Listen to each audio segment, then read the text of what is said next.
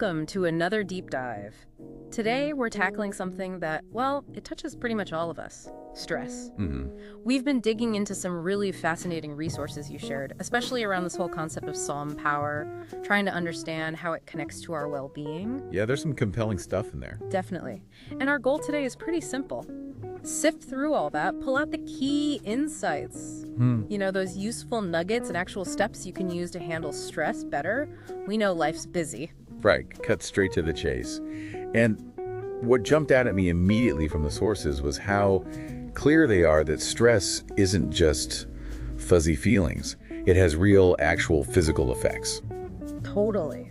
But the good news, and this is key, is that the psalm power approach offers some genuinely practical and really quick ways to deal with it. Absolutely. And one thing that really snagged my attention was the mention of a Harvard study. Oh, yeah. It basically said chronic stress can actually shrink the hippocampus, you know, the brain's memory hub. Wow.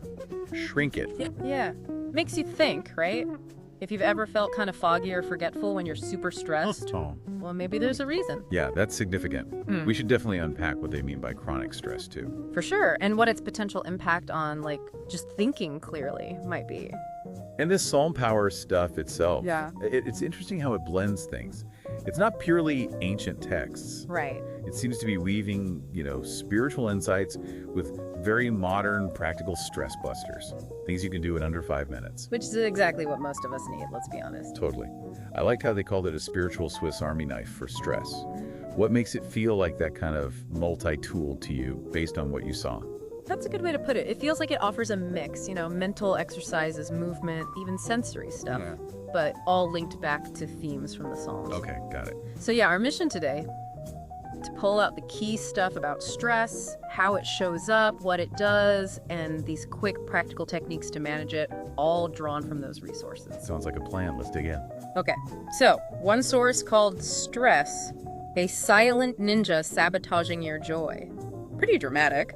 How does this ninja usually operate? Well, it's interesting how the sources point out it looks different depending on your age. It's not one size fits all. No, definitely not. Like for kids, maybe it's a full-on meltdown. Right, total overwhelm. Then teenagers, they might just withdraw, get super irritable, or, send those lovely rage texts.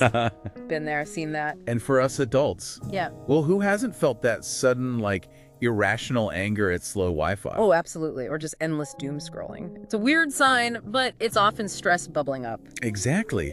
But it goes beyond just feeling grumpy, doesn't it? The physical stuff is serious. Very. Headaches, trouble sleeping. Those are common ones mentioned. Yeah, the usual suspects. But then there was that anecdote about Linda, the nurse, experiencing burnout so bad her hair started falling out. Oof. Yeah, that really drives it home. It's not just in your head. That's a serious physical toll. It really underscores the point. These aren't just minor complaints. They show how deeply stress can impact our bodies. Okay, so we see how stress shows up differently for everyone, sometimes emotionally, sometimes physically, sometimes both. And we know it can have these heavier consequences, like the hippocampus thing. Right. So let's pivot. What do the sources suggest we can actually do about it? Starting with mindful reflection and scripture. How does Psalm 23 fit in? Well, a key thing the sources emphasize is this direct link between mindful reflection and lower cortisol. Ah, the stress hormone. Exactly. And they mentioned research from King's College London, pretty compelling, suggesting just 10 minutes of mindful reflection can cut cortisol levels by about 20%. 10 minutes for a 20% drop? That's actually quite a lot. It is. Think about that impact over a day. Just 10 focused minutes. Okay, so mindfulness helps physiologically. And then Psalm 23, it's presented as more than just, funeral scripture. Right. They called it an anti-anxiety shepherd's pie. Huh, I like that. And a green pasture mental vacay. It's about using that imagery for everyday anxiety. Taking a mental break, using those images. Green pastures, still waters, I can see how that would work. It's like an instant calming scene generator in your head. Exactly, a readily available mental escape hatch. Here. And then there's the Yale research mentioned 12 minutes of scripture meditation daily, potentially reducing anxiety by 30%. 30%, wow. Again, pretty significant numbers. It really points to the potential power of engaging with these texts in a focused, reflective way. Not just reading, but meditating on them. Okay, so the science seems to back up the benefits of both mindfulness and focused scripture reflection. But theory is one thing. How does this look in practice? The Psalm Power stuff seems big on quick, practical techniques. Yeah, that's the core of it, I think. Small, doable actions. Yeah. That whole 5 verses to nuke stress in under 5 minutes idea really nails the accessibility angle. Right, nuke stress fast. And it's not just sitting quietly. They integrate movement, sensory stuff. It's quite holistic. Okay, like the movement-based techniques. Tell me about those. Well, there's walking meditation, basically pairing Psalm 23 with just going for a stroll. Simple enough. They call it stress's kryptonite, which is quite a claim. But tonight, okay. And remember Linda, the nurse. The follow-up says she's now a psalm-powered brisk walker, using this every morning. Oh, that's great. So she found something that worked, combining the physical and the mental. Exactly. And it's about fitting it in, like stillness squats.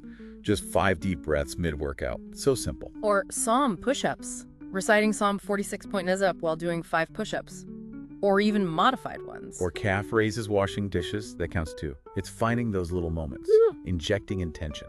Okay, I like that. It's not about adding a huge new routine. Yeah. And the kitchen dance part. Oh, yeah. Blast Psalm 118.24 and just dance. Like Dave, the CEO they mentioned. A CEO kitchen dance party? Love it. Great stress buster, I bet. Probably. And even hill sprints while reflecting on Psalm 121, turning tough exercise into reflection time. It really seems to be about finding what works for you and weaving it in.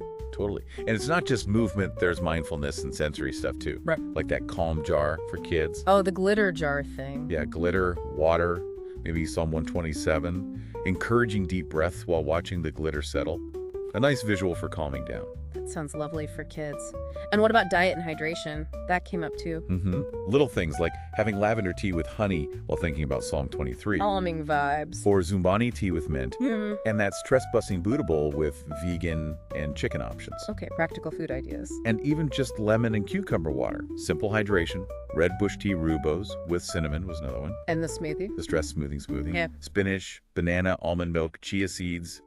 Maybe reflect on Psalm 34 while you blend it. Nice. And that grocery shopping tip? Stick to the perimeter. Yeah, for the fresh stuff, fruits, veggies, proteins.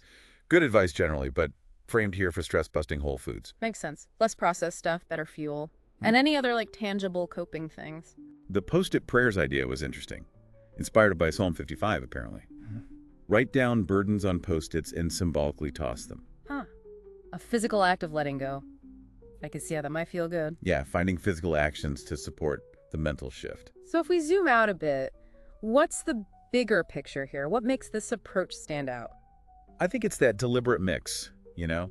Taking the wisdom from the Psalms and blending it with modern, sometimes science-backed stress reduction The techniques. spiritual Swiss Army knife again. Exactly. And the tone is generally quite upbeat and even humorous at times. It makes a serious topic feel less daunting. Yeah, definitely not preachy. It sort of acknowledges stress is real and tough, but approaches it with, I don't know, a bit of hope and practicality. Spot on. And the emphasis is always on small, consistent actions, not huge life overhauls. Which is encouraging, right? Little things add up. For sure. And there's a real understanding of the mind-body connection running through it all. It's not just think different thoughts. It's move your body, engage your senses, anchor yourself. Right, it's holistic. And for people who connect with it, there's also just the inherent comfort and power they might find in the scripture itself. Okay, so who is this really for? Who does this resonate with based on the sources? Seems pretty broad, actually. Adults dealing with everyday life, definitely. Standard stress. Yep. But also teenagers, specifically mentioning their unique stressors. And parents trying to juggle everything. Makes sense. Different life stages, different pressures. And professionals facing burnout, like Linda the nurse, that's a clear example. Right, when the stress becomes chronic and overwhelming. And I think anyone interested in integrating their faith or spirituality with their well-being practices would find value here. Yeah, connecting those dots. And ultimately, it's for anyone needing quick, accessible stress relief. That under 5 minutes thing is a big draw for busy people. True. The relatable stories, like Linda and Dave, probably help too. Makes it feel grounded. Definitely. It tackles con stressors in a way most people could probably relate to.